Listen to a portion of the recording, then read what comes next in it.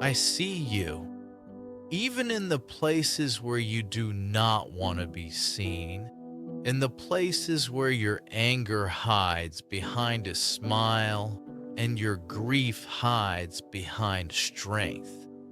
And I know the names you do not speak out loud because they still carry the weight of betrayal, the echo of cruelty, and the memory of a pain that changed the way you trust, the way you love, and the way you move through this world. When I told you to love your enemies, I was not offering you a soft saying meant to be printed on paper and admired from a distance.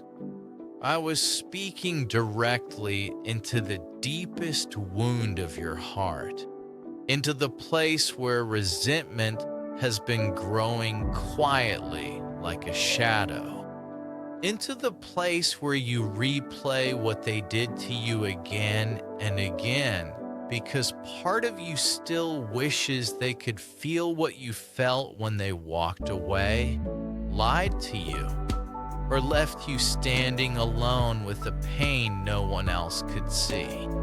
You think I do not understand that kind of suffering, but look at my hands, look at my side, look at the scars that still remain even after the resurrection. Because love that is real is never cheap, never clean, and never untouched by suffering. And I have always known that the cost of loving this world would be written across my own body. I never asked you to love your enemies because they were kind, or because they were right, or because what they did should be forgotten, but because hatred is a prison that feels like power at first, even though it slowly turns into a cage that keeps you trapped inside the very moment that hurt you, replaying it, reliving it, and letting it shape who you are becoming without you even realizing it. Every time you allow their betrayal to define your future, every time you let their cruelty teach you how to treat the next person, every time you close your heart because someone else broke it, you are still letting them lead your life. And I did not create you to live under the authority of someone who wounded you. I know how tempting it is to hold on to anger, because anger feels like armor, because bitterness feels like protection, because resentment convinces you that if you stay hard enough, sharp enough, and guarded enough, then no one will ever be able to hurt you the way they did again. But I am telling you that the armor you wear to keep pain out is also the same armor that keeps love from getting in. When they drove the nails through my hands and lifted me up for the whole world to watch, they thought they were killing me. But what they were really revealing was the sickness of a world that believes violence is stronger than mercy and revenge is more powerful than grace. And even then, even in that moment when I had every reason to call down judgment, I chose forgiveness, not because what they did was small, but because love was greater. I saw their fear as they struck me. I saw their confusion as they mocked me. I saw their brokenness behind their cruelty. And I knew that people who wound others so deeply are often carrying wounds of their own that they do not know how to heal. So they pass the pain forward, one life to the next, one heart to the next. until someone has the courage to stop the cycle. That someone can be you. Loving your enemy does not mean pretending they never hurt you. And it does not mean allowing them to keep harming you. And it does not mean trusting someone who has shown you they cannot be trusted. But it does mean refusing to let their darkness become the story of your soul.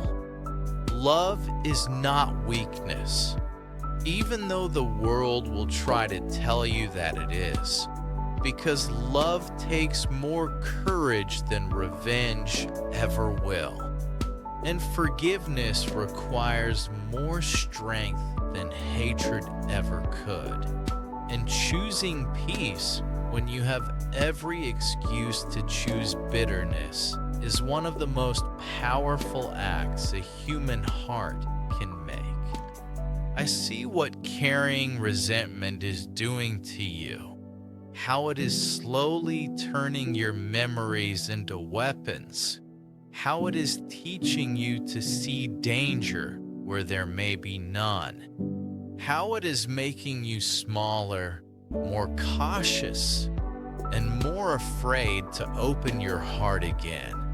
And that is not the life I came to give you. You were not created to live curled inward around old wounds, protecting them, feeding them, and letting them define who you are becoming. Because you were made to love freely, to trust wisely, and to walk through this world without chains around your spirit. Bring me their names, the ones that still make your jaw tighten and your chest ache. Bring me the faces you avoid in your thoughts and the memories you wish you could erase. And place them in my hands, not because they deserve your forgiveness, but because you deserve your freedom. You do not have to feel love for them yet, and you do not have to understand how forgiveness works, and you do not have to pretend the pain is gone. You only have to be willing to open your hands just a little and stop gripping the anger that has been cutting into you for so long. I am not asking you to forget what happened. I am asking you to let me heal what it did to you, because what wounded you does not get to decide who you become. Let me carry what you were never meant to hold.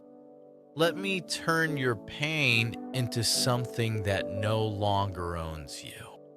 And when you finally release what has been poisoning your heart, you will discover that loving your enemies was never about them at all. It was always about setting you free.